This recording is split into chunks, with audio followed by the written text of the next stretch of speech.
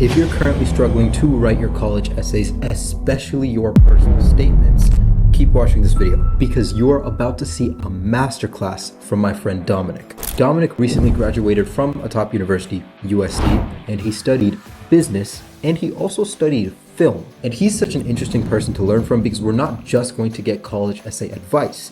We're going to get somebody who understands filmmaking, screenwriting, and just storytelling as a whole, especially because of his film background. In this recording you're about to watch is a lecture he gave to our current students who are trying to figure out how to get their college essays as good as possible. And in order to help on their college essays, you will see that he takes a lot of inspiration from film and cinema to give analogies that the students can understand and relate to. So this was an amazing masterclass. I hope you find value from it, and I hope it improves your college essays as well. Uh, This is Dominic, that's Maida, and homeboy is Adhiathmik. What's hey, up? nice to meet you both. Nice to meet you. Okay, I'll text Vibe in the chat. You guys focus on what Dominic is all about, okay? Cool. So I should like get into it or whatever. So we have a third person. We actually had four, but unfortunately that person had to flake. And this person, he's running late. So yeah, just go after it, bro. Okay, sweet. But yeah, I'm Dominic. I was Kirtan's year at USC. I was a business of cinematic arts major there, so I double majored with Kirtan doing all the business administration stuff, and then on the side, I also did cinematic arts classes with my cohort of people in that program. So I have a pretty strong filmmaking background, and that's what I'm chasing right now. That's kind of the angle I want to take into talking about this college writing stuff with you guys about, with an emphasis on narrative-based essays. So like your personal statement, the UC essays too, all this like tell me about a time, describe this, all of that stuff. There are things that over the 4 years, just taking these film classes, these creative writing classes that I've learned are essentials to just any narrative story. And those are things that I want to talk to you guys about because I think narratives in general are just how we make sense of the world and each other. And as an applicant, that's your main goal, right? Like you're trying to have these admission officers understand you and your unique story. And yeah, I think just understanding basic narrative writing principles will give you a big leg up. So we'll go over like 4 principles and then we'll do like a Q&A thing too. So keep it pretty chill. But I did want to ask you guys too what you guys had questions about with the writing process in general, just so I know how to tailor my spiel. But like, do you guys have any questions? Where are you guys at in your respective processes? So, like, one of my first questions is like regarding my Common App. I guess like I have too much like detail, but I don't know if it's like necessary, like if the amount of detail that I put in is necessary, because I feel like it really shows my perspective and like me as a person, but at the same time, like I'm going over the word limit like a lot. So I'm unsure like what to cut down and how to cut down. Okay, got you. That's definitely part of the essentials I'll get into. So I'll save that one too. What are the other ones you had too? Oh, and my other question was like regarding supplemental essays, like how much of it should be like a narrative based essay? Because like I heard that officers don't really want to like spend time. They just like want you to get to the point really quickly. So sometimes like if the word limit is like 650 words, is that where like you should be playing with like the narrative a little bit more compared to like a school where it's like only 150 words? Yeah, I'll get to that one too, but like quick answer would just be a theme, like having a theme. And that in your guys' case is just adjusting the prompt. So this is what I told my sister because she's also applying right now. Literally, whatever the question you're trying to answer is, write out the answer to that essay prompt question in 1 or 2 sentences at the top. That should be the core of whatever story, or like that should be the core of your essay, and whatever story you add on top of that, that should be the core of that too. That might be why there's a disconnect between, oh, feel like I'm telling too much story and then not adjusting that. Like there shouldn't be that disconnect. It should all be one cohesive thing where like through the story I'm telling you, you learn more about my answer to your question than if I were just to list it out to you. Does that kind of help? Okay, cool. And then, yeah, any other like questions before I get into the other three too? And there'll be more time. We'll talk it out at the end. So yeah, that was a good lead in. That is definitely a big one.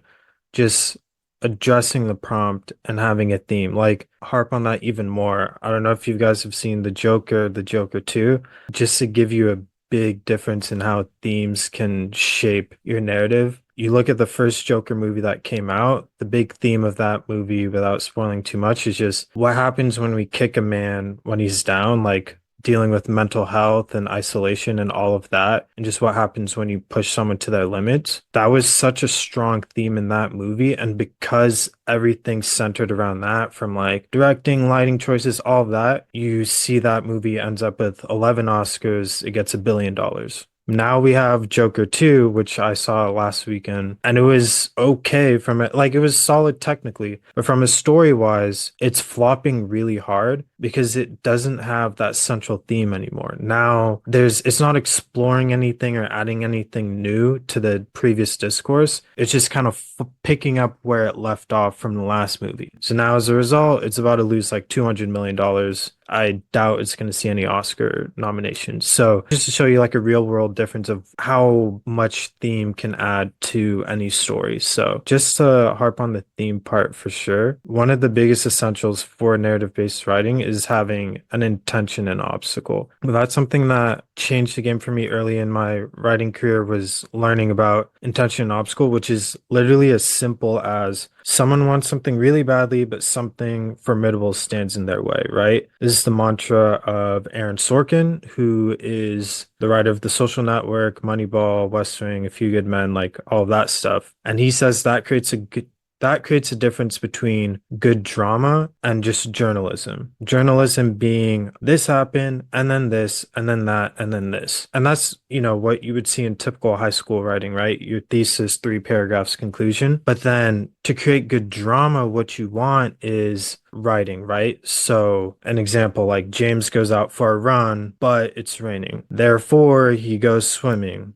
but his ex-girlfriend is at the pool. Therefore, he hurries home, but he breaks his ankle. Therefore, he has to wave a car down, but it's his ex-girlfriend who stops by to help. Like, now you have good drama there. And that's what an intentional obstacle gears you more toward, that because inherently when you have something you're trying to do and something standing in your way, therefore all of that comes naturally. So how that relates to your essay, again, bringing back to the high school writing, if the prompt is which activity are you most proud of and why? That's a common app prompt. If you answer it the typical journalism high school way, you're just going to have I'm proud of A because of B, C, D, in conclusion, E. Whereas a better approach to that would be I'm proud of A because of B, but C, therefore D, so we have E. Again, a good way to get to that structure as more engaging for readers is going to be having an intention obstacle framing your story. So whenever you're even thinking about what story should I choose to include in my essay, think about, is there something, am I an active character in my own story? Or am I just telling you, oh, this happened to me and then that and then that? Like, that's not as interesting as seeing you overcome things in pursuit of a singular goal. That makes it easier to follow as a reader because now I know, okay, this is what you're chasing. These are things that stood in your way. This is how you overcame it. And I learned so much about you as a person and as a potential student in my university because I know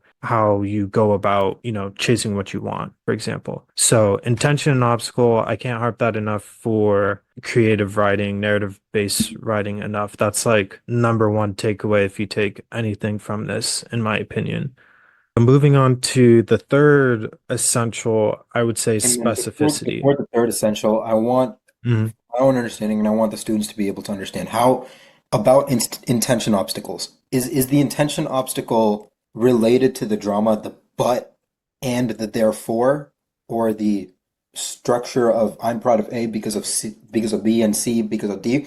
How can you reiterate how you would define the intention obstacle? Yeah, no, intention obstacle is literally just you want something really badly and something stands in your way. And when you frame your story like that, you allow yourself to tell a story in that but therefore way. That's the connection I was trying to make there, where now because you want something and there's something in your way, now we can see a more clear journey of how are you achieving what you want the things that you needed to go through to make that achievement and stuff like that. So it's a very straightforward, everything is grounded in a singular focus, but we can see, a more engaging progression of that. Yeah, yeah, that helps. If anything, do you remember the story brain framework I showed you? I might want to share it with the students a little bit. Yeah, yeah, go for it. So let me see if I can open the image big so I can show it to everybody. What would you say this could be? Do you think this structure as a whole could be more of what you're trying to portray, or is this showing something different? Creative writing in general, this is good. This is like a hero's journey for sure. But Hmm. I think just keeping it high level, because I'm sure you guys have, started writing your essays. Like, I don't think you have to take what you've written and put it into this format because there's like a million different storytelling formats. But in general, like to have good drama, to have an engaging story, intention and obstacle, 100%. And even in this, it's literally the first two steps of this brand. A character has a problem. I just would add a character wants something, but they have a problem. Literally, if as long as you have that in your story, like if you're having structural issues where, oh, I don't know how to tell this story in a way that makes sense or is engaging, look back in what's my intention and obstacle and make sure everything flows through that. So yeah, that's what I'd say about this framework. Yeah, man. Before Dominic moves on, Alioth McMahon, do you have any questions on your end? How are you guys understanding this? Is this giving you new ideas? Yeah, wait, I appreciate the advice. I think that like especially like asking yourself like essential questions so you don't miss the main point of like your essay is really important. So like it comes out more clear. Yeah, for sure. I think as soon as you just keeping it simple and knowing, okay, this is what I'm trying to say, and then like, and it sounds so simple, but like you'd be surprised. I was talking to another USC grad, like he came to me the other day, he's like, Dominic, I figured out like the way to write a good screenplay, it's all about the theme, like it's all about what you want to say. Mind boggles me that like people forget that there's a purpose to what you're trying to create or write, but again, you guys have a question, as long as you're answering the question, it's the simplest thing and it's going to set you apart really easily. That would be the first two. So, adjusting the prompt, making sure your story has a theme, intention and obstacle being number two. The third, we can get into specificity, which I think will answer one of the earlier questions. So, with specificity, there's this really interesting idea in a bunch of writing classes that the more specific you are, the more universal your idea is going to be. Like, as an example, I can say I went to a doctor's office. I don't know if any of you vividly pictured a doctor's office when I said that. But if I say I went to a doctor's office and I sat on that little crinkly parchment paper and was looking at the gray walls, now you're like, oh, to me, that's what a doctor's office is. It's literally that parchment paper. Like, all the wrinkles, and then now you get stressed out trying to flatten it out or whatever. That's my experience, but I know from you guys, like, even though that's really specific, now you guys got tapped into, oh, your own doctor's office experience. Now you're more invested and you see that more. That's where specificity will help a lot. And it's not just in adjectives, but also in moments too. I know in my personal essay, I was talking about orchestra, right? I was a cello player. My first draft of my essay, I remember, was like a very generic, my conductor waved the baton and me and my guys just started playing, like whatever, like very basic imagery. There was a moment where like our conductor gives a list of who made the top orchestra or not. And that's how I opened my essay instead, was me and my friends looked at the list and we saw our name was there. Like that's a very specific experience, but it's more relatable in that, okay, well, I know what it feels like to be accepted into something, or that moment of like pride that comes from being accepted in something. But just being very specific in not just adjectives, but even moments you choose, ironically, will make it more relatable to your audience. So don't shy away from like, oh, I have a really niche experience. I don't know if they're going to get it. You'll be amazed that the more specific your experience is, the more relatable it'll be in the end. It's like, it's a very counterintuitive thing, but it works. The only thing I'll warn about that is that I also had a professor who said that there's no need to be a portrait painter when writing. Sometimes it's just easy to say, he looked like blank, and the readers can fill in the blank. So there's no need to be like overly verbose or descriptive about your stuff. Be specific, but don't be too redundant, I guess. Like you don't need to do too much. So that was three on specificity. I hope that makes sense. I don't know if there are questions or if we're all good. So then the last Some I meeting will notes, say, writing some notes yeah. about this, and you guys are gonna get the call recording as well with some more notes. But in here, I'm putting some notes just for you guys' reference while Dominic is continuing to chat. Dominic, first of all, like before anything, I'm so glad we're able to introduce you and talk to the students because the students, especially regarding specificity as a whole, I can already see what the students are thinking about. Maida, for example, is writing about how she does Indian classical singing, and Adhyatmik is writing about how he had AI experience, how he learned AI as a whole, two which kind of seem unrelatable to an admissions officer, right? Yeah. Like, let's assume the admissions officer here. Most likely, she's going to be a middle-aged white woman who probably doesn't know anything about AI. She probably just heard of ChatGPT 2 days ago. She probably doesn't know anything about AI. She definitely hasn't heard of Carnatic music. Just being able to portray that, I think, I don't know about you guys, Adi, Athmik, and Maida, but I'm starting to sort of get a little bit of juice to how this relates. What are you guys thinking? I just had a quick question. So my question is there a difference between being specific and being descriptive in like writing? Yeah, no, that's a good question. And I believe there is. I think specific is more about being focused and being very clear about like what you're trying to hit. And I think detailed is more of a volume, just giving more examples and just dancing around like the an image. I think you can be specific about a water bottle, right? Like I can say this is a blue Hydro Flask water bottle. Like that's to me is specific. You can get descriptive by saying blue Hydro Flask water bottle with the sticker on the bottom, a little dent on the side. That's when you start getting into being a portrait painter, and you don't need to do all that. So I think that's a great question. Specific is this will relate to the next topic too about exposition, but just like bare bones but focused information.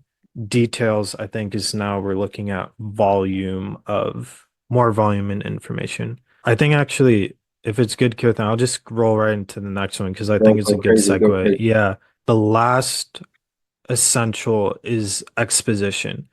Glad I know the topics for your guys' essays because I think it's going to be quite exposition heavy. I'm getting that vibe, like to explain AI, to explain classic Indian singing. Like, what I will say is it's very important that you keep exposition as succinct as possible and not get too lost in setting the stage that you don't actually perform. Think about the least amount of information that's needed for audiences to understand the message of your story.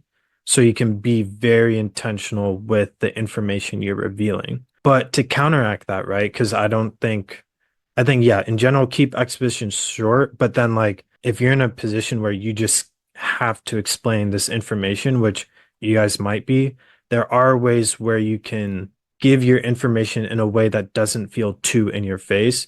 I think a big one is trying to disguise information as much as you can. That could be through your tone. Maybe there's a section where you start being a bit more comedic to give some more information, or you give a sub story that can explain more complicated point through another story that's still related. Even just playing with form, I think those are all good things to consider in like disguising information. The other, I would say, if you have a lot of information, think about delaying and withholding information. Maybe for the first part of your journey, there's a certain amount of information they need. Just give them that. Then for the second part, you can give them a bit more as needed. So you can play around with giving enough slack on a rope type of thing. Like, how much do you need to give an audience? And sometimes you might be surprised with what's essential or not. Like, you look at Pulp Fiction, another old movie example, but like there is a briefcase in that movie that's really important that these characters carry, but you never see what's inside the briefcase. Every time they open it, it just shines gold. And funny enough, the audience never really cares about what's in the briefcase. You just know it's important and it's driving the story. So that's something I would consider there. So yeah, you can disguise information. You can think about delaying it to give enough slack when needed, but in general, keep it very concise. I see Kirtan was talking about using ChatGPT to help make things concise. The only thing I'd say about that is unless you're really good at prompt engineering, I would be careful about losing your voice when putting things in ChatGPT. But I think an easy way of just cutting words is like just eliminate prepositional phrases. Like, are you saying stuff like, you know, Dude, I'm stoked. I'm I'm stoked. sure you are. Yeah, yeah. May the Adiathmic, what was that helpful for you guys? Damn, I think it was helpful for me at least. damn. Yeah, definitely helpful. That's so good. That's so good. If All right, anything, cool. we were supposed to have four. One of them ended up, it was like someone who we recently got just to help edit with their essays, ended up not wanting to go to top schools anymore. But and then the Okay. other one just totally forgot that we were Oh, meeting. she got into a school, and then they gave her like, what was it, half off or whatever. So she just took that. Yeah, she got into like, Oh, Brett. There's a very big caveat there. you're right. She got into school, got a good scholarship, and she's like, nope, I'm not doing the rest of applications, and just took it. That's essentially it. But and there was Okay, but that's much different than deciding not to go into top schools. So she already got into one. yeah, yeah, yeah. Dog. Okay. Yeah, fine. Nice. Congrats. My fault. I I mean, understand. yeah, This you guy. did, but yes. If anything, and there was a third student who was supposed to be here who is actually going to business. He wants to go to USC, but it is It's what his it chance, bro. is, and it is what it is. Yikes. Unfortunate. It's unfortunate. May the Adiathmic, do you have any other questions you want from Dominic while he's still here? I think like somewhere off topic from the personal. So I'm just thinking like how would you like structure your supplemental essays? Because I know like you have much limited words to like talk about, like answer the question. So how would you answer it? So one thing I looked into also that I wanted to share with you guys would be like a common one is like the why X essay, like why our school, why major, whatever. I look back at essays of schools I got into. I think one thing that I did that being really specific again, but like in your research on these schools. Like when I talk specificity, I mean like here. I'll share my screen. This was like a portion of my NYU essay, which I didn't even realize I forgot I wrote, and it's low-key nuts that I did. But like you can see here, I'm name dropping classes by specific professors and talking about how I'm like excited to take those classes. Like that's what I mean by doing your research. And I think that's a really good way to prove you've done your homework and you've thought about it deeply. To address the limited word count of it all, answering the question as tight as possible, like knowing what your overall answer for the question is and just sticking to that. You don't really have time to deviate. So stick to the core of your answer, but like dive deep. So it's like 1 inch wide, but a million miles deep type of approach. So yeah, hopefully that helps. But yeah, for at least the why blank essays, that's really the level of specificity that you want. Invest more in that, in the research of, and all of these stuff are like, it's not a secret. It's just on the website. You just have to do a couple extra clicks. Maybe it's in a PDF or whatever, but like hampering on that. That's what I would do for the supplementals. Really show that you've done your homework. That help Adiathmic?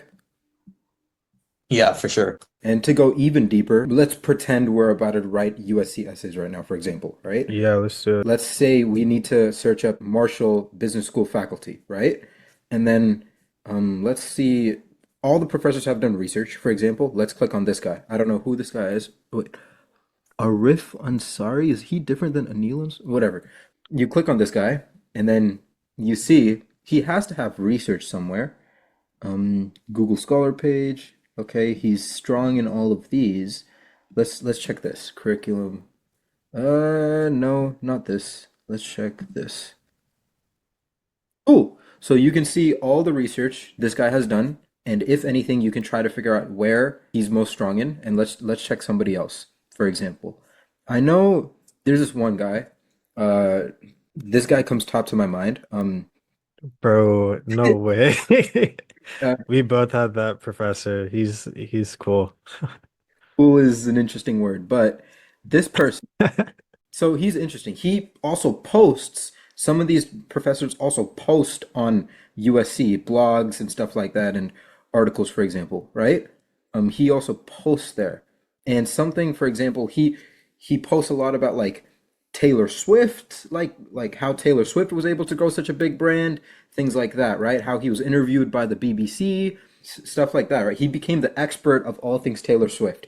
This freaking guy, this looking guy somehow became the expert of all things Taylor Swift. He was quoted on the BBC it's so weird. I don't know. But Nah, he's a hater, but the whole point I'm saying is like the research is out there. You can say, for example, I want to take I'm excited to learn strategy course with professors like Sanjay Sharma, who wrote the book Risk Transparency and who created research on LA Times and stuff like that. You get where this is going, right? So yeah. it's pretty easy to figure it out. You can search up the school, let's say UPenn. Dude, look up the like not even just faculty, but look at the program like, map. Like they tell you, okay, year one, you're gonna take these classes, year two, you're gonna take these classes. I think it's just if you looked up like UPenn business program Like units or a something like that. handbook or something. That's what Yeah, ours yeah, is yeah. in. UPenn Wharton undergrad. Let's check that out. Okay, so academics, would it be Oh, curriculum? curriculum. Yeah, that was the word. Sample curriculum, Introduction to Business Economics, Master's Wharton 1010. Okay, this is interesting. They specifically said Wharton 1010. That could be an interesting thing you kind of name. Business fundamentals. Who teaches business fundamentals is also important. So these, Yep, there you go. All the classes. boom, and then you can even say descriptions are all there and everything of the sort. That's one thing. And if anything, you can even find the people teaching these courses. Let's say Wharton 1010 professors, Wharton faculty. Can we filter by classes? Oh, you can filter by department. That's interesting. That's to me seems more than enough. Being able to filter by department. Let's say marketing, and let's say associate professor of marketing. Teaching, boom, right here. Everything's right there. Is it giving you guys some ideas, or did you guys already know this and I'm just blabbering? I feel like they already knew it. Yeah, They're they probably. smart people. Yeah. I think it was helpful. Oh, for sure. I Appreciate like, you. I didn't really research into like courses. I just like did mainly professors and clubs, but I think Mhm. courses are really important too. Yeah, even that too. All of that will prove that you've done your homework. And like, even when you get into the school, like after my freshman year, I looked back at my essay because I was kind of like, I really want to get more involved. And I was like, let me look back at my essay and all the things that I said I wanted to get involved in. Let me actually get involved in them so So if that, anything, yeah, yeah, yeah. anything, I don't know let's if apply. that And if fills in anything, through you considering or all of what's that that? Dominic has put in for edits tonight, and he helped from Dominic, I'm assuming we can so we can continue to figure it out. Anything of the sort. Bring that to him as well, and then we can continue to work on. Sounds good? Was this helpful? I think this was, right?